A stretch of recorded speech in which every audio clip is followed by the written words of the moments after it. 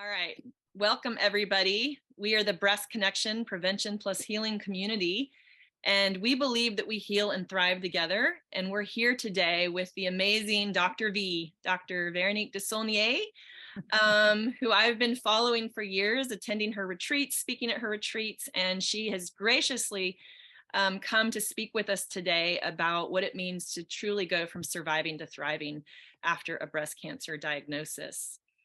And so, Dr. V, it is such a pleasure to have you here with us.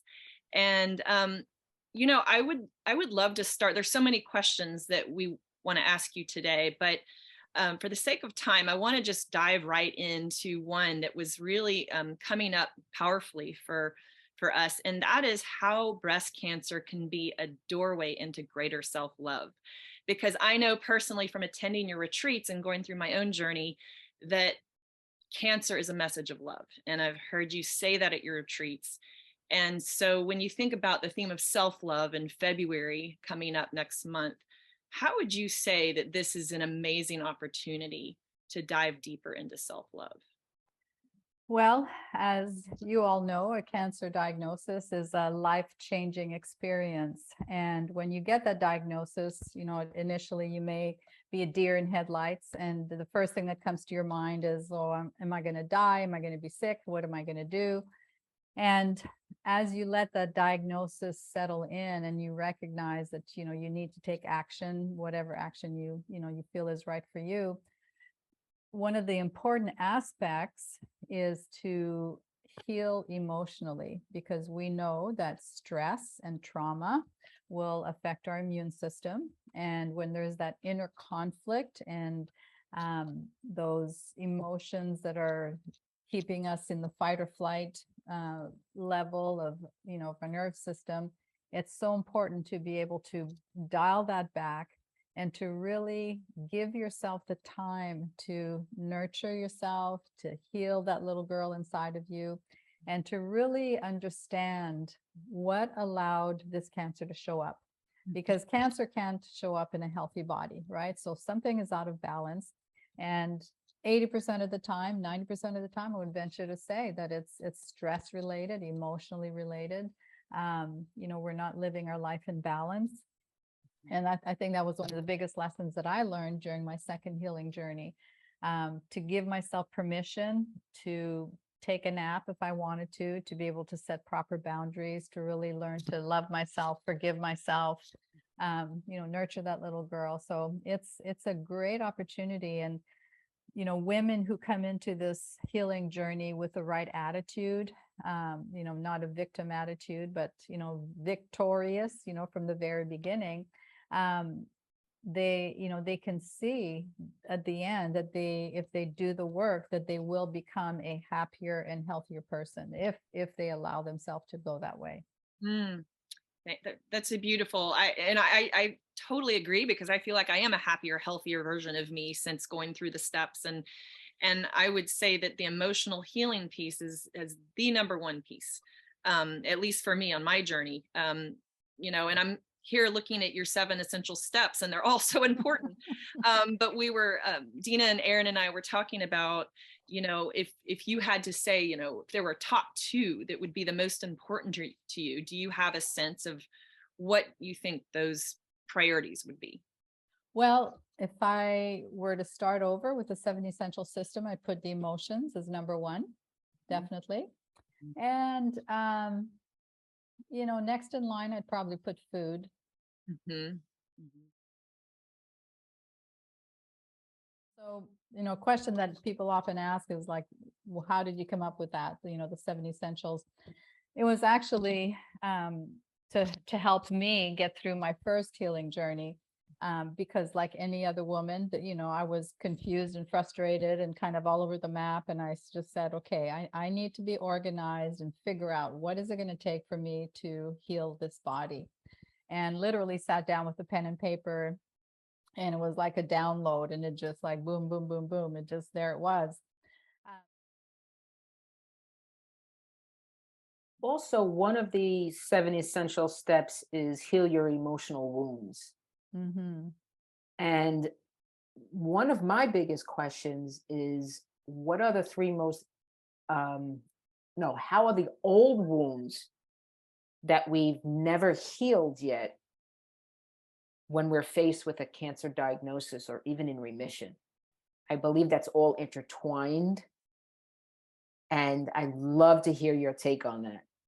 Oh, absolutely. Those old emotional wounds, I mean, childhood, teenage, young adult, even presently, if we're in a Right. toxic relationship, we've got financial stress or work stress, all those things are going to contribute to that, fight or flight mechanism that keeps us, so stressed out. And what people don't realize is when you're in that stressed feeling, you're literally providing cancer pathways to open up, and you're creating pathways for cancer to spread. I mean, that's a scientific No. fact, that the sympathetic nerve system will stimulate cancer growth and cause metastasis. So every day, it's so important to get into the relaxation response and to, bring that stress level down to make sure that you're in that calm mode. And when you're in that mode, you can think more clearly, you can make better decisions. And it's important to, do the work. I mean, work with a therapist. I mean, I love EFT. I love, Joe Dispenza work, you are the Yes. placebo, to really help you to understand that what's between your two ears is the most powerful pharmacy in the world, right? And if your beliefs are toxic and you don't feel like you deserve to heal, you could be taking all the pills, all the potions, all the, chemo, whatever it is. But if you don't address those subconscious thoughts and beliefs about you're deserving to heal and you will heal, then, you're going to have more of a struggle. Right. Mm. Thank you. Yeah. And I think it's really fascinating. Like one of the naturopaths from BC, he's Adam McLeod, and he's otherwise known as a dream healer. He started out as an energy healer and became a naturopath, and now he's actually in MD school going. So he's sort of bridging all the conventional and non-conventional sides of things. And one of his lectures said that over 48% of people who've had breast cancer have had sexual trauma in their past. And I thought that was really fascinating because that's almost half of people have some kind of major significant trauma like that. Have you run across any of that information in your own studies or the work that you? Oh, yes, I don't have statistics, but I can just say in our community, I mean, it's rampant. And, Dr. Douglas Brody, who worked with cancer patients for decades, he has something called the cancer personality, where, there's, I think, 5 or 6 different traits where, we're all empaths, right? We want to take care of everybody. We're people pleasers. We usually have a toxic relationship with our parents or our spouse. We're the clown. We always, put everybody first. I mean, there's a list of things, and it's like, it's so spot on. When we do that little survey with our community, I mean, most of the women are suffering from those things. Mm. Yeah, I say emotional trauma is the number one toxin in the room. I mean, yeah, we can talk about BPAs and plastic water bottles, but really emotional trauma is probably the biggest one to address. Yeah, I definitely agree. Yeah, absolutely. And it can affect you on so many different levels. And when you have suppressed memories, you don't even consciously know that they're there, but they're in the subconscious and they're driving you in a certain way because the subconscious is like the engine.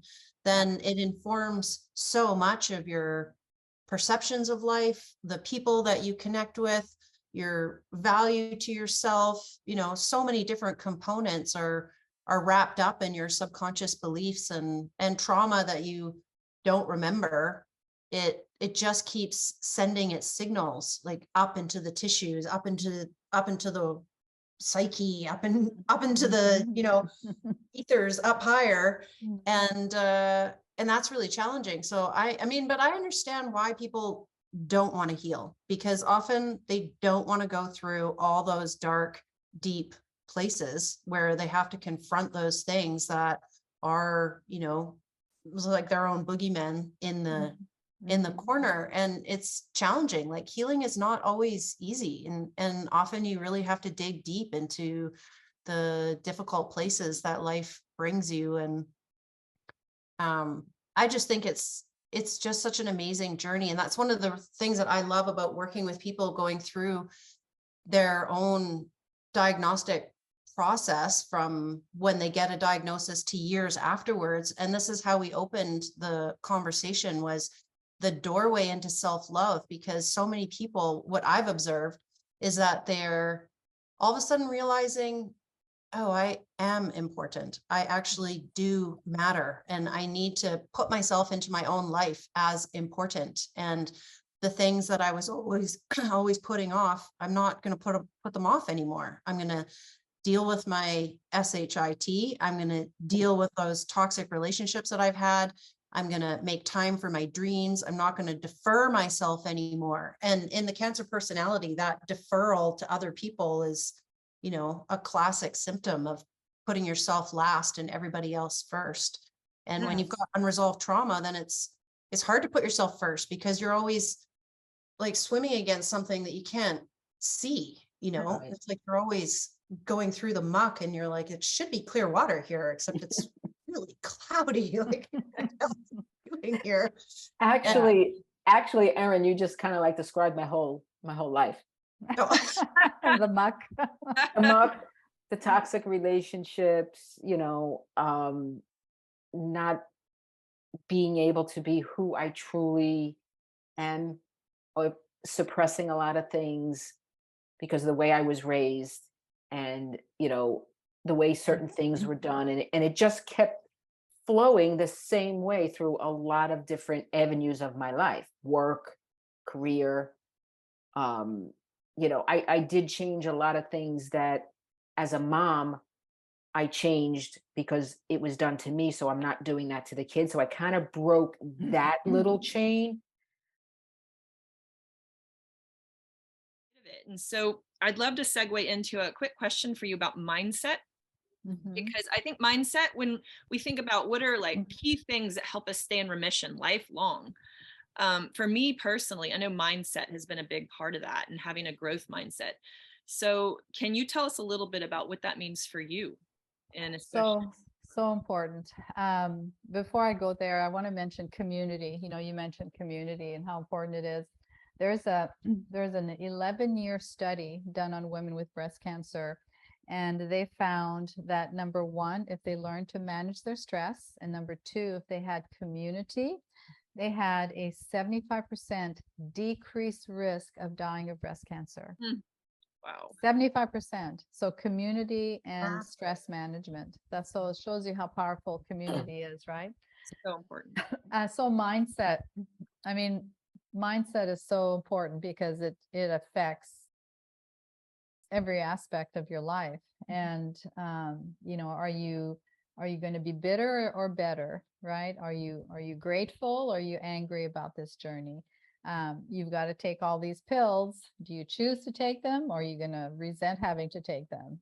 Are you grateful that you have organic food in your fridge?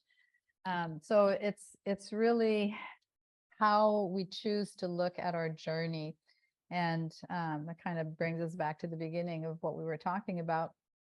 It's um, looking at your diagnosis as an opportunity to change things, because how you lived your life up to that point of diagnosis allowed cancer to show up. And so that life needs to change if you want the cancer to stay away, to go away, heal, and then stay away. And so it's an ongoing project, I guess. You just have to be, or you choose to be aware and mindful of how you're living your life, and mindful of your stress, and mindful of your relationships, and how you're treating your body. And it's just a daily checklist. And really listening to your body. Yes. Sometimes what I do to put my body in a parasympathetic state is I put one hand on my heart and the other on my belly. And I've kind of adopted this phrase where I say, sweetheart, I've got you. I just close my eyes, and that's me contacting my inner child. And it's amazing to see just how the body relaxes when you do that one simple thing. Yeah. To make sure we lift up your work because you're so generous to come and lift up our work today. And so I want to speak a little bit about your new program, Survive to Thrive, and how you've embraced more of this hybrid approach. Because I know before it was, all about the holistic path. And I know that people from any approach, are welcome at the retreats and welcome in your programs, but your 7 steps were more from a holistic perspective. But what I understand about your Survive to Thrive program is it's speaking more to the conventional side as well, from a hybrid perspective. So could you speak a little bit more about what brought you to that place, and just share with our audience anything you want to about the Survive to Thrive program? Yeah, there's, as I matured as the breast cancer conqueror, I just realized by, looking at my clients and wanting to serve their needs, there were a lot of women that almost felt guilty about, I'm doing surgery or I'm going to do chemo, but I can't tell anybody, because I want to heal naturally.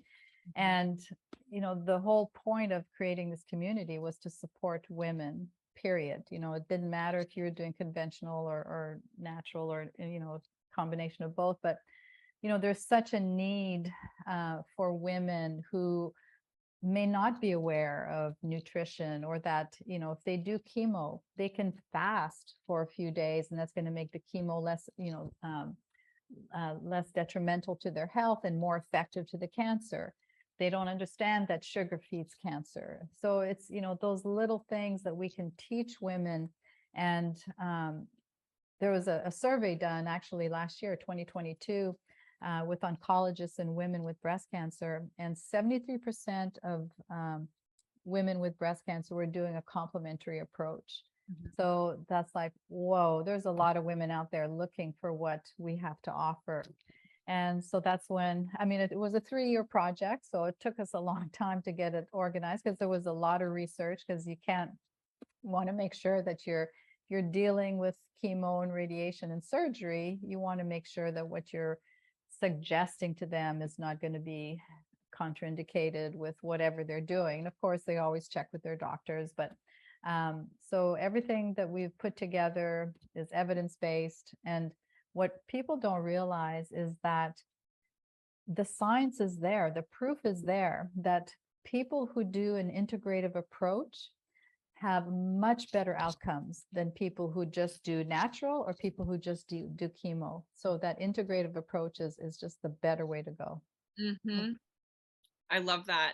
I myself did an integrative approach because I did lumpectomy and radiation, but then I chose to do everything holistic from there. And just learning about things like DIM and Bracco power. I get your Bracco power every month. Love it. Okay, good. Learning about coffee enemas, Right. all that stuff. It's just, and it really enhances the journey. It makes it a richer, more rewarding experience, really. Yeah. Very good.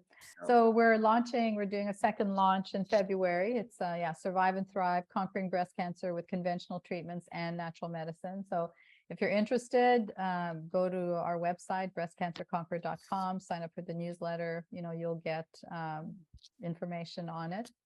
And we're on social media, Facebook and Instagram. So feel free to reach out. We have a form you can fill out on our website if you want more information, and we're happy to answer any questions you may have. Well, we just want to thank you so much for your time today, Dr. V. It's been a joy speaking to you, bringing you into the Breast Connection community. Yes. We look forward to sharing this interview, and we want to just continue supporting your work in every way we can. So I'm going to just wrap up this interview and say thank you, everybody. We are the Breast Connection Prevention Plus Healing community, and we believe that we heal and thrive together.